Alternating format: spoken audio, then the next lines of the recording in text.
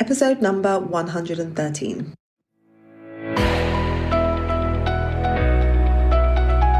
Hello, you're listening to the Career Changemaker podcast. Having the courage to leave a career that you have worked hard to build and try something else can be tough. So in each episode, we dive into key career change strategies so that you have a clear understanding of what is required to transition into a new role or a new industry without feeling like you have to start at the bottom or have to take a massive pay cut, because ain't nobody got time for that. If you are ready for frank and honest discussions about how to become a career change maker, keep listening. I'm your host, lawyer turned career strategist and executive coach, Janine Esbrand.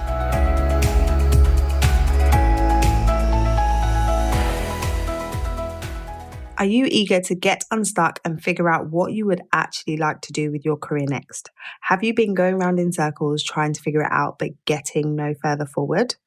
If so, you're going to love today's sponsor, my signature group program, the Career Clarity Academy. Changing career direction can feel overwhelming and daunting, but it doesn't have to be. In my signature program, we give you clear, step-by-step, proven processes for getting completely clear on what it is that you want to do and understanding how you can leverage your existing experience and position yourself to attract and land a dream role. To find out more, head over to lightboxcoaching.com/academy. Hello, and welcome to the show. I'm excited about today's episode and who I'm going to be interviewing. I am having a conversation all about flexibility at work, and we're speaking to the founder of Flexible Working People, and we're going to be discussing what is possible when it comes to flexibility. Often when people are looking at making career moves and changes, particularly after becoming a mum or becoming a parent and coming into a different season of life where flexibility is required, it can feel like there aren't many opportunities out there. And so it's really interesting to dive into Katy's story, where she shares her struggles with finding flexibility and how that led her to start this business and impact so many people and grow an amazing community offering support that people really need when it comes to looking at different ways to develop and transition in their careers. So without further ado, let's jump into my conversation with Katy Fridman. Hi, Katy. I am so excited to interview you today. Thank you for being here. Can we start by having you introduce yourself and tell everyone a bit about you? Yeah, of course. Hi, Janine. Thanks for inviting me. I'm not used to being this side of the questions. It's normally me doing the questions. So this is great. So I'm Katy Fridman. I am the founder of a Facebook community called Flexible Working People. And more recently have launched a job board and a website and resources to support people who want to work flexibly and find sort of careers they love on terms that work for them. So I'm a champion of flexible working for people. That's what I do. I love it so much. So what I wanted to, there's so many things I want to talk to you about. But firstly, can you share a little bit about your journey to launching this business and running this community? Where were you before? What was going on for you with your career and what led you to actually start that? Sure. So I started my career, I did a law degree when I was at uni, and the plan was that I was going to become a lawyer. That's what my parents wanted me to be, and that was kind of the direction that I was going to go in. But I had other ideas. And I didn't want to be a lawyer. I wanted to do something in marketing. So I joined a legal publishing company when I started my career, and I worked my way up in my career in marketing, in legal publishing. And then I went to Microsoft and Thomson Reuters. So I sort of moved into quite a corporate marketing career. And I did that up until my sort of early 30s when I got pregnant with my first daughter, Jessica. So I was working sort of full-time, full-on, traveling a lot with my work. And then when I had Jessica, sort of things really changed for me. And I think that's what really led me to sort of this new world of flexible working, because I sort of felt after years of sort of putting the hard graft in and working really hard that after having Jessica, I went back to talk to, about my return to work. And the job that I had was no longer available. There'd been a restructure.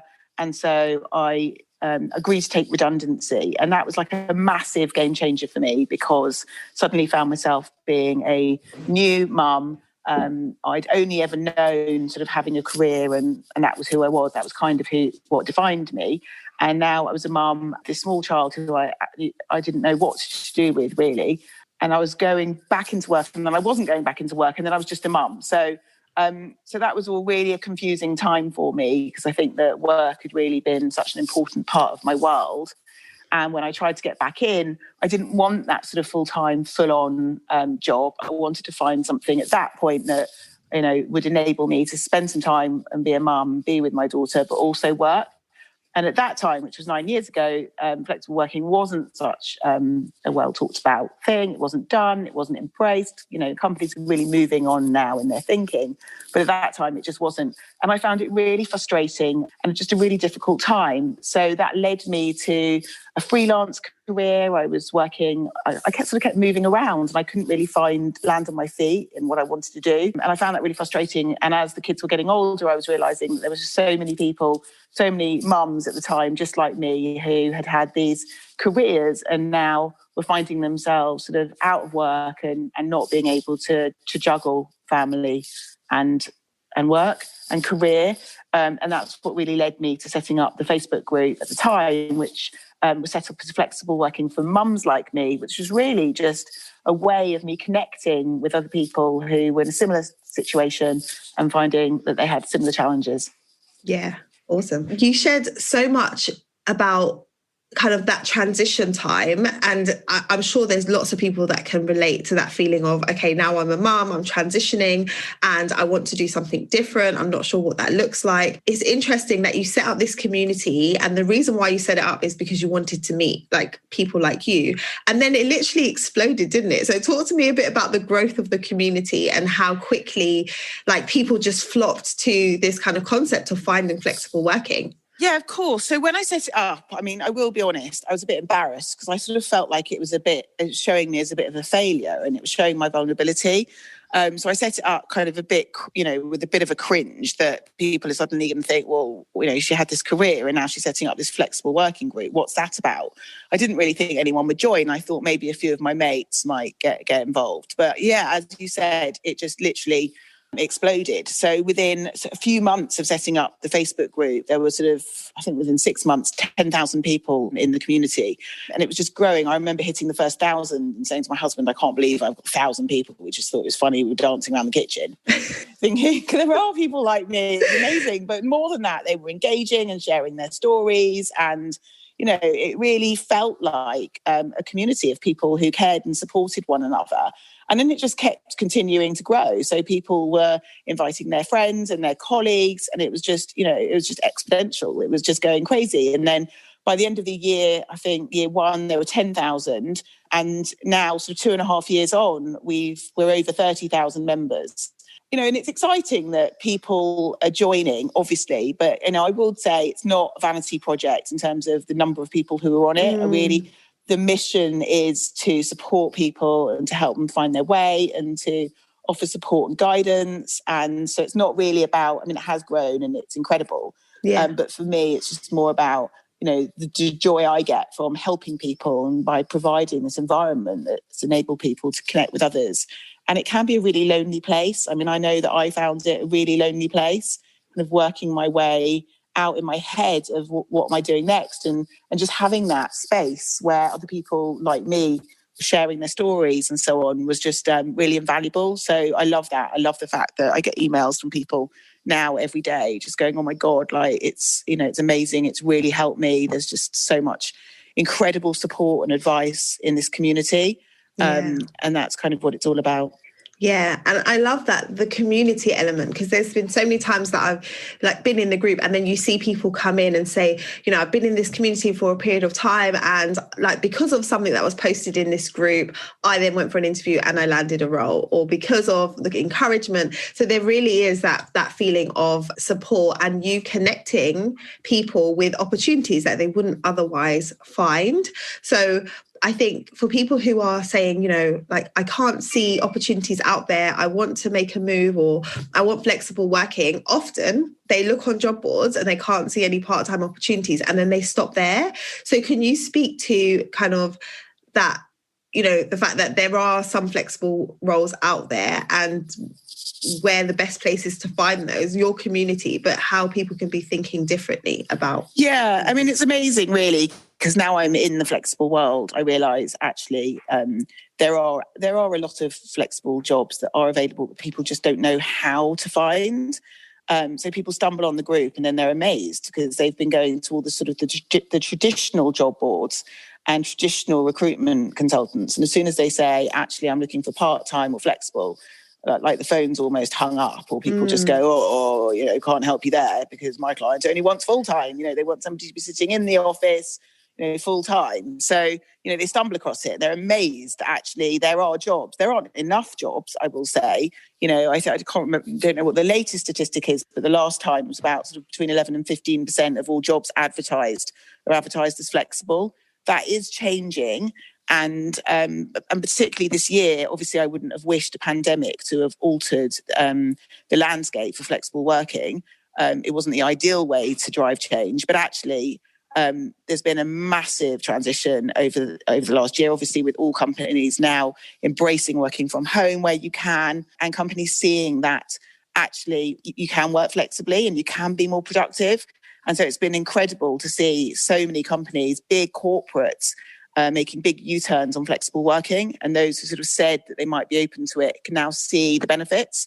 So that's been really incredible. So so the community is a place not just for advice and support, but also a place where flexible roles are shared every day. So if you're looking for a flexible job, I send out a weekly newsletter.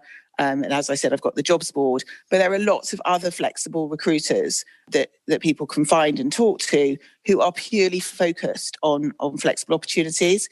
But as I said, now more and more you'll talk to some of the more traditional recruiters. And because companies have had this change in mindset, actually they're more and more embracing sort of, it's not about where you sit, and the office is not about work. Work is what you produce. Work is not where you are and where you sit and how many hours you do. So there has been a massive shift, which has been really, really, phenomenal watching. Yeah, I love that. So really the group started and then things developed. So for you in your personal journey, what's been the transition? So you had the group and now you've got like a job board and now you're essentially a recruiter for people. So talk a bit more about how that panned out for you with your journey and how you felt about the way that things developed. Yeah, it's really interesting because I think, and I said to you, I feel like I really lost my way for a while with my career. And I think, you're a career coach, speak to people every day, but my confidence took a massive hit. I didn't really know, what it was that I wanted to do. I didn't really want to go back into marketing and corporate, but for me, the group was my sort of lifeline in a way to finding what it was that I was going to do next.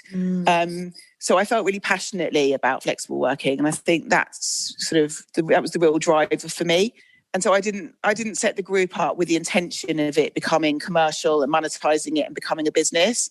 So I think lots of businesses start the other way around. They set up a business and then they build the community. For me, it was about building the community. And then after about a year and a half of doing this, and the jobs were coming in, I started to think, I'm spending all of my time doing this. This is full time, this is a job. What can I do to create a business or a model for myself that works, but still maintain that sort of authenticity and credibility of the group? Because there's nothing worse than, starting a group that's all about advice and authenticity and credibility. And then suddenly, you're in there every day, sort of banging the drum to try and make money. So that was a really difficult challenge for me. It's like, how do I balance having this group and doing what I set out to do? And actually, for me, the most important thing is about helping the people. That was why I set it up. So I've never made the commercial piece of it the most important driver.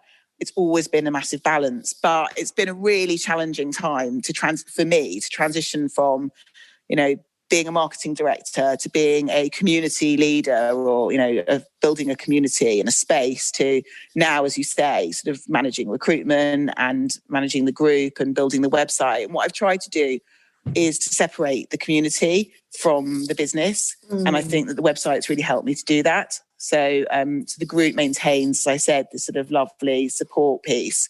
And then the website is sort of the business side. But it has been really difficult. And as I said, you go on this journey, and a journey is a bit of a cliched word, but it is, because you sort of start at the beginning and go, well, I just don't know what I'm doing. And I speak to people every day who have lost their confidence. They don't really want to do what they were doing. They don't really know where to go next. And it's like, I was no different. And I think the thing is that we all have that sort of personal challenge of, you know, how do I transition? How do I pivot out of one thing into another thing? And I think that the confidence piece was the thing that held me back the most. It sort of it felt a bit like paralysis. It was like, you know, and imposter syndrome, again, it's a cliche, you know, we have imposter syndrome, but they're so real. Imposter syndrome and 100%. Mindset are like two of the biggest things that sort of stood in my way. Because it's like, well, how can I suddenly be a recruiter? How can I be this person? Like, there are people who know about this much more than me. And, you know, who am I to suddenly, you know, be running this business and people to believe that, you know, that's a thing. And then I'm like, well, actually, I'm doing it. You know, doing it well. Doing it.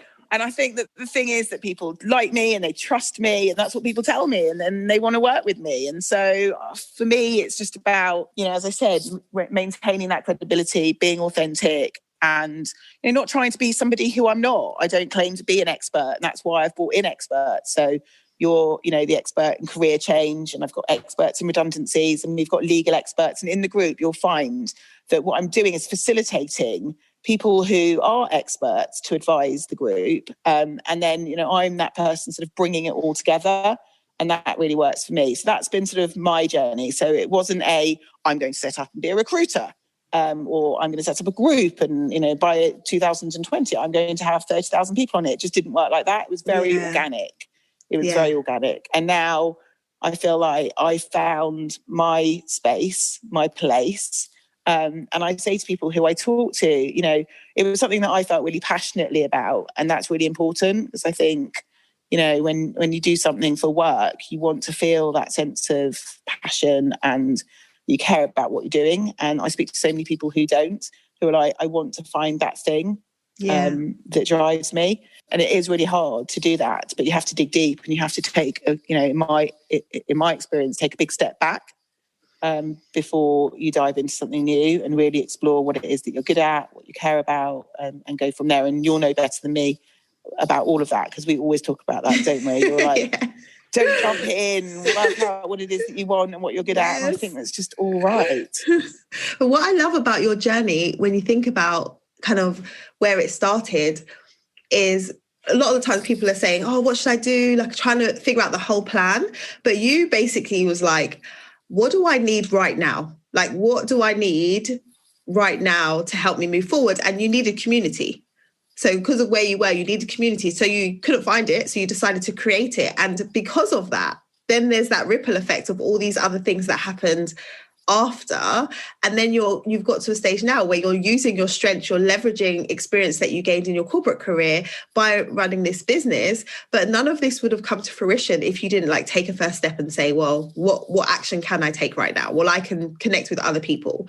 So I think that's really inspiring and encouraging for other people, that you don't always have to figure out the whole plan. Just think about, what is the next best step for me given my situation? And then you never know, like, you can have an amazing journey like Katy. You never know where it's going to end up. I think people often overthink, like, try and figure out the whole plan.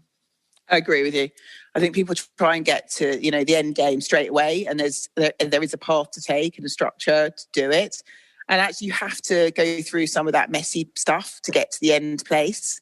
And it does feel messy and confusing, but it's like people want to just wake up one morning and go, well, this is what I'm going to do. And it just doesn't work like that. So, you know, just go with the process in a way, and you know, think it through and take that step back. And you say that all the time. So, and I think that's absolutely right. For me, I didn't wake up one morning and have a group of 30,000 and a platform called Flexible Working People. You know, started with it being about mums, and then my journey was actually, it's not about mums.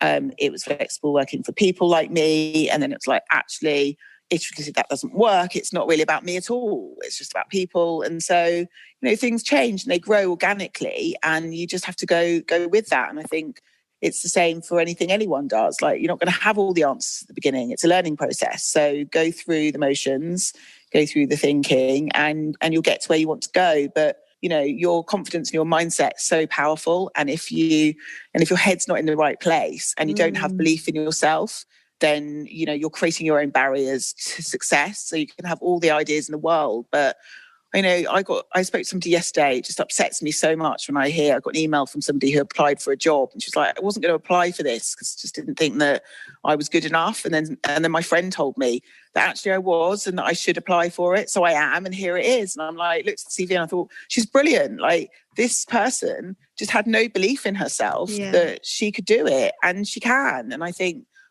women are particularly bad at that, you know, and it is a thing. Women are particularly bad at believing in themselves, believing that they can do things. And they'll always tell you all the reasons why they can't before they realise actually they can. So confidence and mindset's a big thing. I totally agree. And with that example that you just shared, the lady had to borrow the belief of her friend. So exactly. Even if you don't have the belief, put yourself in community with people who are going to support you. So build you up. Community, like find friends, get into spaces where there's other people who can build you up if you are feeling that lack of confidence. Because I agree, when people look back at their CV, or if they were to look at someone else, if they were to put someone else's name on their own CV and they were to review it, they would probably be like, oh, you're awesome. But when it's you, it's like people downplay it and say, oh, no, I just did that little thing. And it's like, hold on, no, that's a big deal. So I think as women, I totally agree. We have to get better at just owning the fact that you've done some great things. That doesn't make you arrogant by saying I've done some great things and I've achieved some great things. We should just be able to own that. I totally agree. Yeah, and the group also, you know, it's such a lonely place, job search and soul search and, you know, all of that stuff. And what the group does is, as you say, it just gives you the sense that people are behind you, giving you that confidence. And it just moves you along so much quicker and faster to know that, you know, you're seeing stories of inspirational stories of people who have done it and who have come from that place where they didn't think they could to, you know, some people have had 12-month job searches, I'm hearing, and they finally landed the job. And I just love seeing that come through. And then, you know, so many people jump on that and it just gives them that boost. It can be me too. Just persevere. And it's so tough at the moment out there, Janine. It really is. I mean, you know, the pandemic has it's crushed people in so many different ways. Yeah. And, you know, there's just been so many redundancies and, you know, apart from obviously, you know, people actually having the virus itself economically and people's careers have been crushed and people's businesses and livelihoods. It has just been, you know, an awful time. And the group is this sense of community that helps you to connect with other people who might be feeling the same.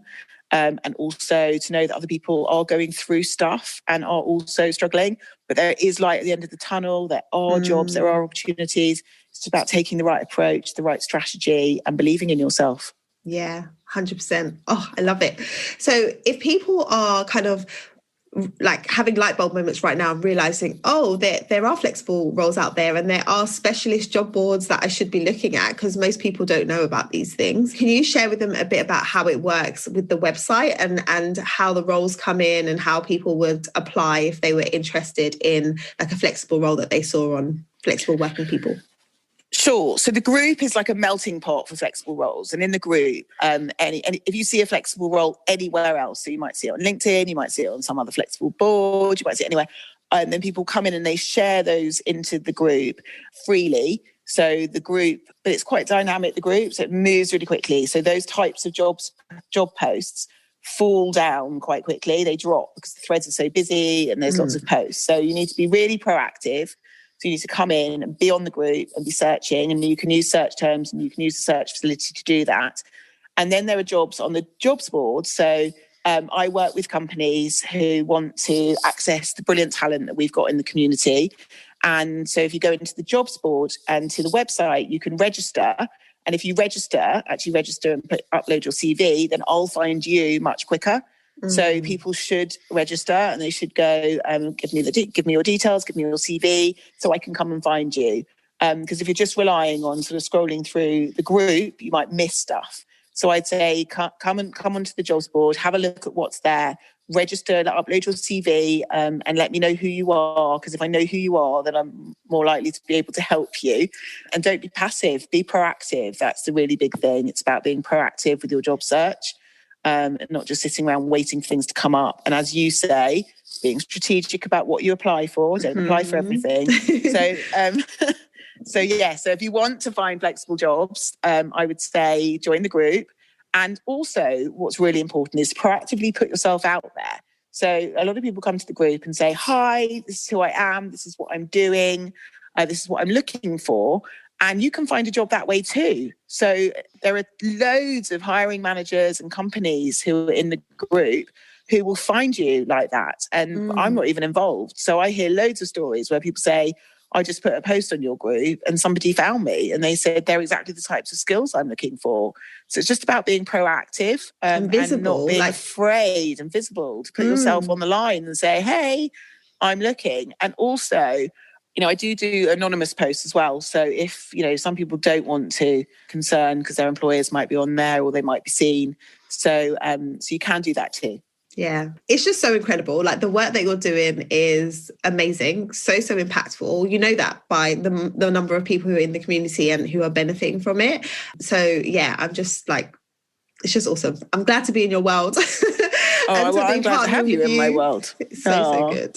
Okay, so as we round off, Katy, like where I know people can find you on the website, the Facebook group, is there anywhere else people need to be following you or they need to do to connect with you?